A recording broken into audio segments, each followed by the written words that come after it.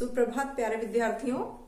आज हम हिंदी में फिर से एक प्रार्थना पत्र लिखेंगे।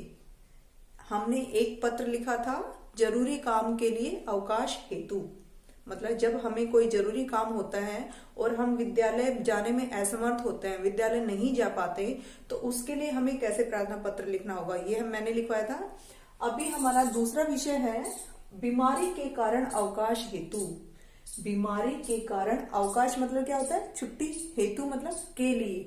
तो बीमारी की वजह से छुट्टी के लिए जो हम प्रार्थना पत्र लिखेंगे आज, उसका विषय मैं आपको बताती हूँ कि अगर हम बीमार हैं और हम स्कूल नहीं जा पा रहे, तो हम प्रार्थना पत्र में क्या लिखेंगे, कैसे हम प्रिंसिपल सर जो हमारे हिंदी में जिनको प्रधानाचार्य जी बोलते हैं उनको संबोधित करेंगे। ठीक है। तो मैंने आपको लास्ट वीडियो में भी बताया था कि प्रार्थना पत्र क्या होता है। प्रार्थना पत्र, जिसको इंग्लिश में एप्लीकेशन भी बोलते हैं, ये क्या है कि अगर हम स्कूल नहीं जा पा रहे तो हमें अपने टीचर को या अपने प्रिंसिपल को इन्फॉर्म करना है कि हम क्यों नहीं आ पा रहे, स्कूल नहीं आने का रीजन क्या है। ओके, तो वो सब चीजें इस प्रार्थना पत्र में लिखी जाती हैं। और एक चीज और, जो हमने पहले प्रार्थना पत्र लिखा था उसमें कई बच्चों ने बहुत सारी मिस्टेक्स की थी। सो अब की बार ध्यान रखना, आपको जैसे मैं लिख रही हूँ सेम वही पैटर्न फॉलो करना है। ठीक है। देखिए, तो हम इसको शुरू करते हैं। ये आपकी नोटबुक में जो ऊपर लाइन होती है वहां पर हम इसकी हेडिंग डालेंगे। ठीक है। हेडिंग है बीमारी के कारण अवकाश हेतु प्रार्थना पत्र।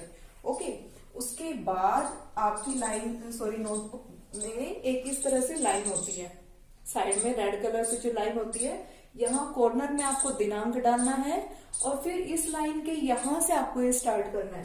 तो हम यहां से शुरू करेंगे, सेवा में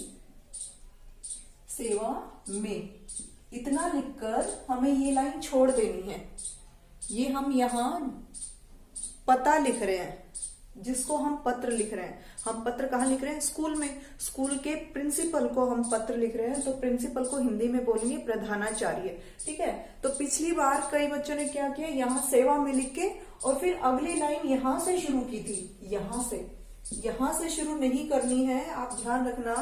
जैसे मैं लिख रही हूँ आपको वैसे ही पैटर्न फॉलो करना है। सेवा में श्रीमान प्रधानाचार्य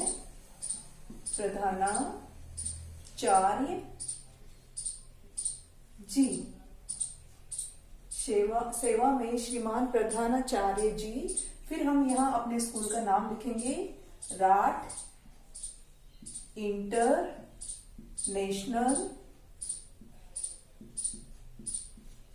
स्कूल। ठीक है।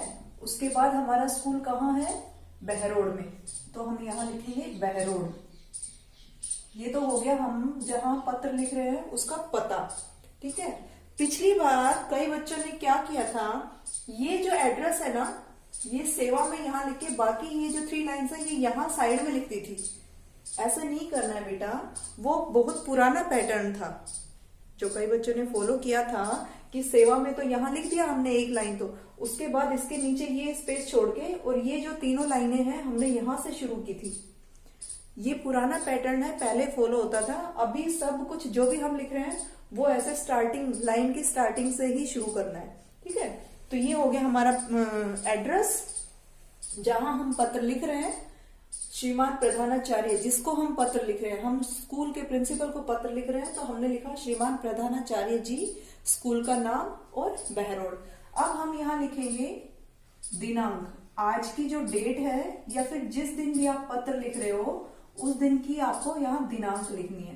तो आज क्या है, 28। तो 28 को हिंदी में बोलते हैं 28 और महीना चल रहा है जनवरी। तो आज है 28 जनवरी और हमारा ईयर जो है सन 2021। ये हो गई हमारी डेट। उसके बाद हमें यहाँ लिखना है विषय। विषय क्या होता है, विषय मतलब सब्जेक्ट, कि हम छुट्टी क्यों ले रहे हैं, हमें छुट्टी क्यों चाहिए। तो यहाँ हम विषय लिखेंगे बीमारी के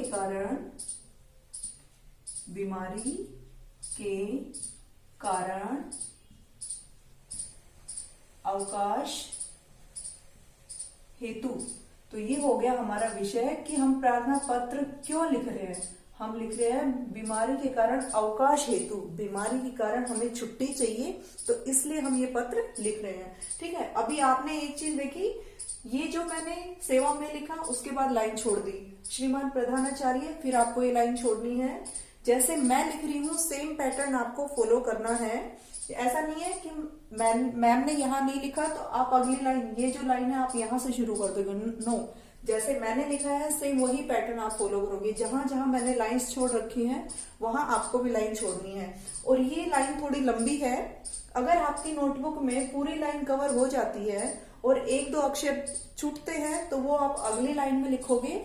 और हेतु मतलब जहां भी आपका हेतु आता है ना, उसके बाद वाली लाइन आपने छोड़ देनी है, चाहे वो यहाँ आए चाहे आप अगली लाइन में लिखो उसको। ठीक है, ये हो गया हमारा विषय। हमने जिनको पत्र लिखना है उनका नाम लिख दिया, एड्रेस लिख दिया, हमने अपना विषय भी लिख दिया कि पत्र क्यों लिख रहे हैं हम। अब उसके बाद जिसको हम पत्र लिख रहे हैं उनको ग्रीट करेंगे, यहाँ मतलब उनको बोलेंगे महोदय, महोदय। फिर ये लाइन हमने छोड़ देनी है यहाँ। ठीक है, उसके बाद आपको यहां से अगली लाइन यहां से शुरू नहीं करनी है, ध्यान रखना। महोदय के बाद आपको अगली जो लाइन लिखोगे वो ना तो इस लाइन को तो हमने छोड़ ही देना है, महोदय लिखने के बाद लीव दिस लाइन। और अगला जो हम अब आगे हम अपना पत्र का जो अंदर की बात जो मटेरियल है वो शुरू कर रहे हैं, तो वो हम नई लाइन से शुरू करेंगे और वो नई लाइन आपकी महोदय के नीचे से ही शुरू होगी। ठीक है, तो यहां हम लिखेंगे सविनय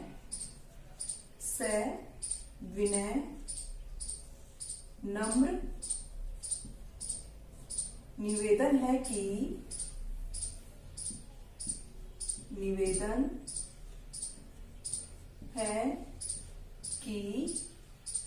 यहाँ हम अपने पत्र के में हम जो लिखना, हम जो बताना चाह रहे हैं ना प्रधानाचार्य जी को, वो बातें लिख रहे हैं। तो सविनय नम्र निवेदन मतलब रिक्वेस्ट कर रहे हैं उनको। ठीक है, क्योंकि हमें छुट्टी चाहिए तो छुट्टी के लिए हमें प्रिंसिपल सर से रिक्वेस्ट करनी पड़ेगी ना, तो सविनय नम्र निवेदन को बोलते हैं रिक्वेस्ट कर रहे हैं हम।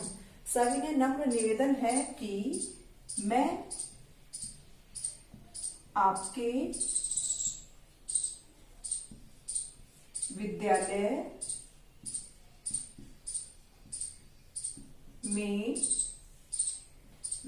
विद्यालय में कक्षा प्रथम अ का छात्र या फिर छात्रा हूं। ये मैं आपको दोबारा बता रही हूं, अगर आप बॉय हो, लड़के हो, तो आप यहां लिखोगे छात्र। ये मैंने जो ओब्लिक लगाया है ना, इस ओब्लिक का मतलब है कि आपको इन दोनों शब्दों में से एक शब्द लिखना है। अगर आप लड़के हो तो आप लिखोगे विद्यालय प्रथम ए का छात्र हूं, और अगर आप लड़की हो तो आप लिखोगे विद्यालय में कक्षा प्रथम अ, यहां पर क की जगह आप लिखोगे की छात्रा हूं। ठीक है, ये ओब्लिक का मतलब होता है इन दोनों में से आपको सिर्फ एक शब्द लिखना है। ठीक है, और यहाँ आप ये बात ध्यान रखना, देखो मैंने कोई लाइन नहीं छोड़ी, जब से मैंने सविनय शुरू किया है मैं कंटिन्यू लिखती जा रही हूँ, तो आपको भी लाइन नहीं छोड़नी है। अब जब तक मैं आपको बता रही हूँ, आपको जो भी लिखना है वो बिना लाइन छोड़े कंटिन्यू लिखते जाना है। तो पहले हमने अपना इंट्रोडक्शन दिया कि हम आपके स्कूल में, आपके विद्यालय में प्रथम का मतलब होता है क्लास फर्स्ट, और अ का मतलब होता है सेक्शन ए। अ को ए बोलते हैं इंग्लिश में ना। अगर आप बी सेक्शन से हो तो आप लिखोगे ब, और अगर आप सी सेक्शन से हो तो आप लिखोगे स। तो हमने यहाँ अपनी क्लास और अपना सेक्शन लिख दिया, और हम छात्र हैं या छात्रा हैं वो हमने अपने बारे में लिखा। अब लिखना है कल रात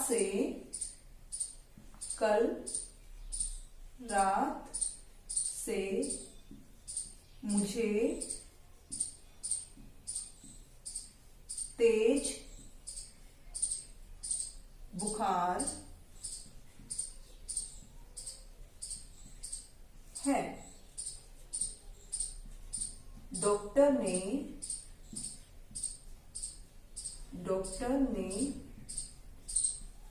वायरल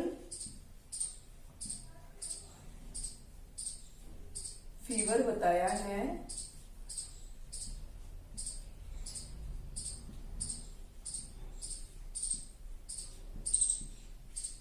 डॉक्टर ने वायरल फीवर बताया है और मुझे 3 दिन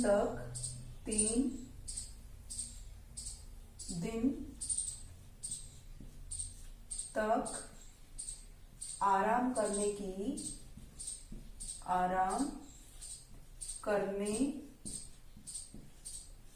की सलाह दी है। ठीक है, ये हमने क्या लिखा कि कल रात से मुझे तेज बुखार है और बुखार में डॉक्टर ने क्या बताया कि डॉक्टर ने वायरल फीवर बताया है और वायरल फीवर के लिए डॉक्टर ने मुझे 3 दिन तक आराम करने के लिए कहा है। मतलब मैं 3 दिनों तक विद्यालय नहीं आ सकता।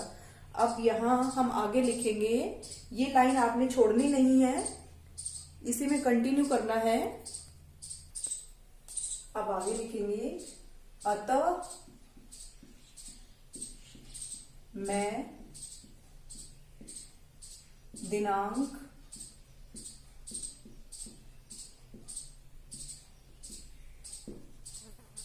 28/1/2021 से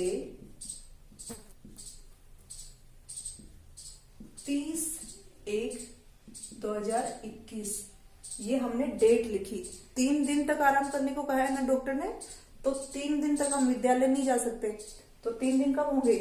28, 29, 30। तो 28 जनवरी 2021 से 30 जनवरी 2021 तक विद्यालय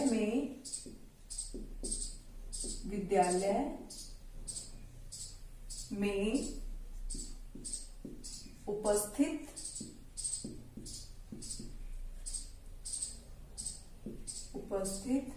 नहीं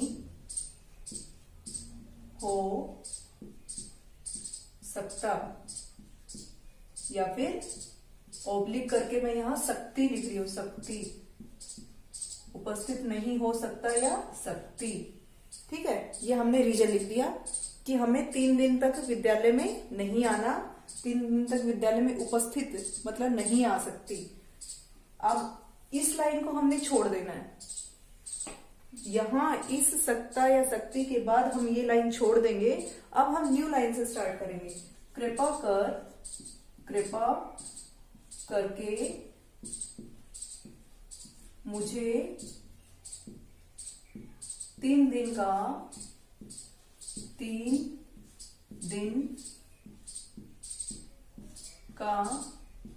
अवकाश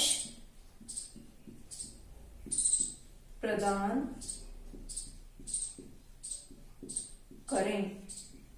ठीक है, मुझे 3 दिन का अवकाश प्रदान करें मतलब मुझे 3 दिन की छुट्टी दें। अब करें के बाद हमें वो लाइन छोड़ देनी है। अगली लाइन में हमें लिखना है धन्यवाद। हमारा पत्र पूरा हो गया, मतलब हमें जो बात कहनी थी वो हमने कह दी। अब उसके बाद हम कहेंगे धन्यवाद। अब आगे लिखेंगे हम, आपका आज्ञाकारी शिष्य। अगर आप बॉय हो, लड़की हो, तो आप ये 3 शब्द लिखोगे, आपका आज्ञाकारी शिष्य। और अगर आप गर्ल हो तो देखो मैं यहाँ ओब्लिक कर रही हूं, आप ये वाली 3 शब्द लिखोगे, आपकी आज्ञाकारिणी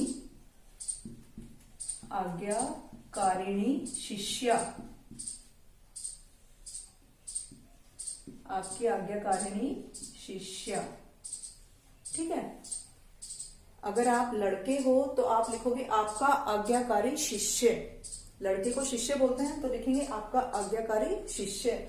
और अगर आप लड़की हो तो आप लिखोगे आपकी आज्ञाकारिणी शिष्या। अब फिर आप यहाँ अपना नाम लिखोगे, जो भी आपका नाम है, फिर अपनी कक्षा है आपकी प्रथम,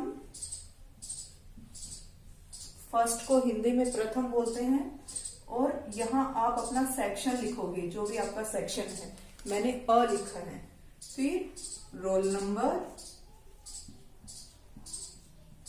जो भी आपका रोल नंबर है वो लिखोगे आप।